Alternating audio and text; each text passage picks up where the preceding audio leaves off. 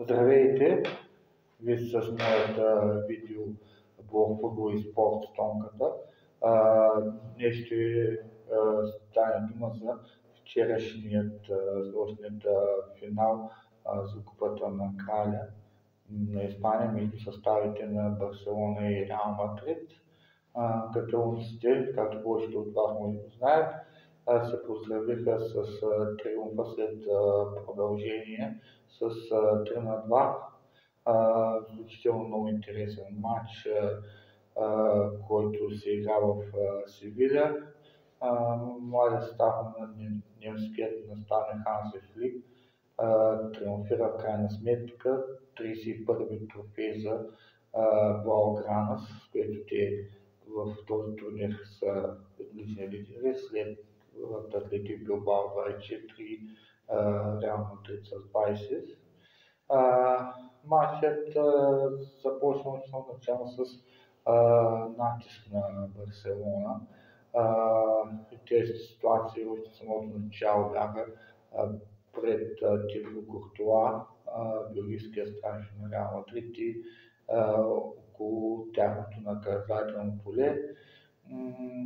Защото атаката на Барселона и пленните позиции в ръцете на Рафиня, Ямал, Даниел, Ферран Торес и още целият състав на Барселона през първото полувреме Педри владееше играта и Реал Мадрид, които пък започнаха без голямата си звезда Килиан Мбапе, който не е напълно възстановен от травма. И през първото по време, общо взето това, което стана Барселона да води с 1-0 с гола на Педри след чудесен изстрел от 25 метра, беше дори късмет за кралския клуб. Удари на Ямал и на Фене минаха близо до вратата на Куртуа. Той направи спасяване. Общо взето през първото по време Реал Мадрид почти нищо градивно не създадоха. Второто по време започна с появата на номер 9 от Реал Мбапе и не след дълго атаката им се оживи като целия отбор. И положението вече от 60-та минута някъде нататък започнаха да стават и тесни пред двете врати. Реал Мадрид заприлича на този голям отбор, който трябва да бъде. Естествено и младите футболисти на Барселона, същото твърдия състав, мен не се предадоха. И така, Мбапе си извива фал срещу него след втората минута и с много добро изпълнение на свободен удар успя да изравни резултата 1-1. Малко по-късно, след 5-6 минути, до резерва турският Арда Гюлер се с топката. Барселона не бяха по най-добрия начин се подреди. Чуамени с глава простеля върших честни за 2-1. И това може би някак си прави така нещата, че Барселона малко си е незаслужено така да не щяха да бъдат обърнати. Но както казах, Реал Мадрид след 60 минута се взела в ръце и взе да показва своята класа. И все пак на 83-та минута, когато испанският нападател Барса, Ферран Торес, с се възползва от Грехем Куртуа, въря топката, премина през него и изравни резултата за 2-2, което бе до продължение. Продълженията вече след това понамалиха темпото. Мач сега е изключително висок темп почти цялото време и нямаше чак толкова интересни моменти, но епилога на този двубой беше от 116-та минута, когато ветеранът Лука Модрич даде пас към Рахим Диас.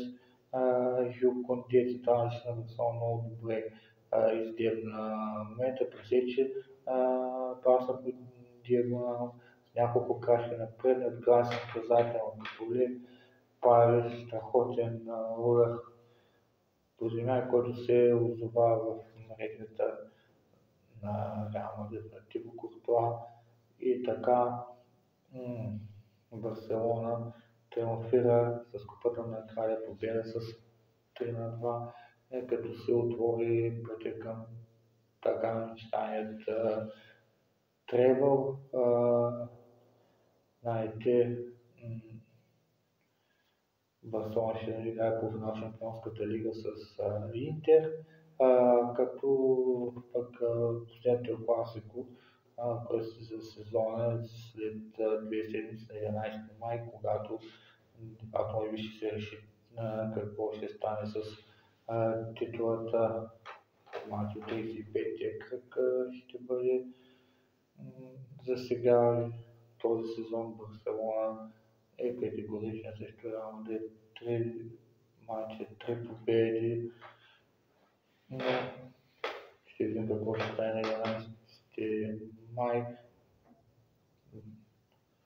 И така още веднъж честито на феновете на Барселона за триумфа на техния футбол и все пак поздравление за Реал Мадрид за играта им второ по време, 30 минути второ по време, където показаха, че все пак Реал Мадрид си е Реал Мадрид и никога не трябва да бъде подценяван.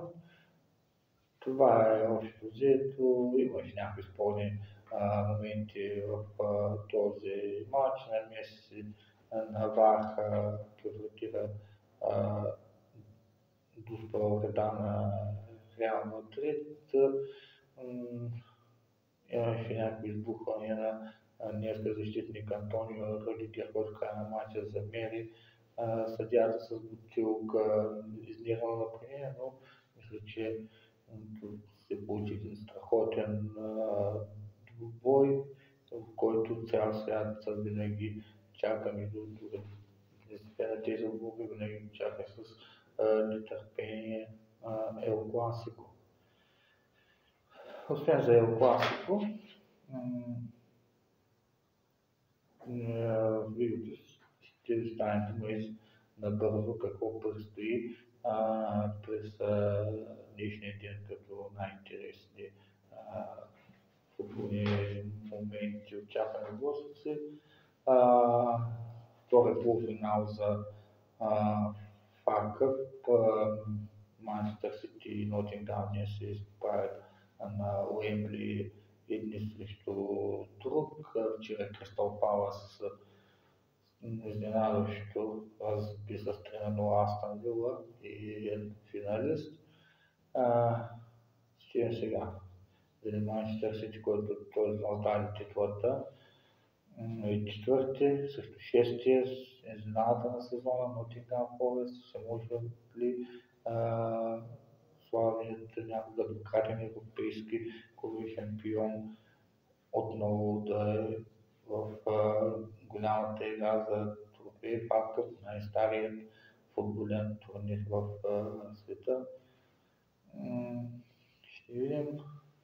В България предстои матч от втората група 5-8 място, тракийско дерби Ботев и Берое.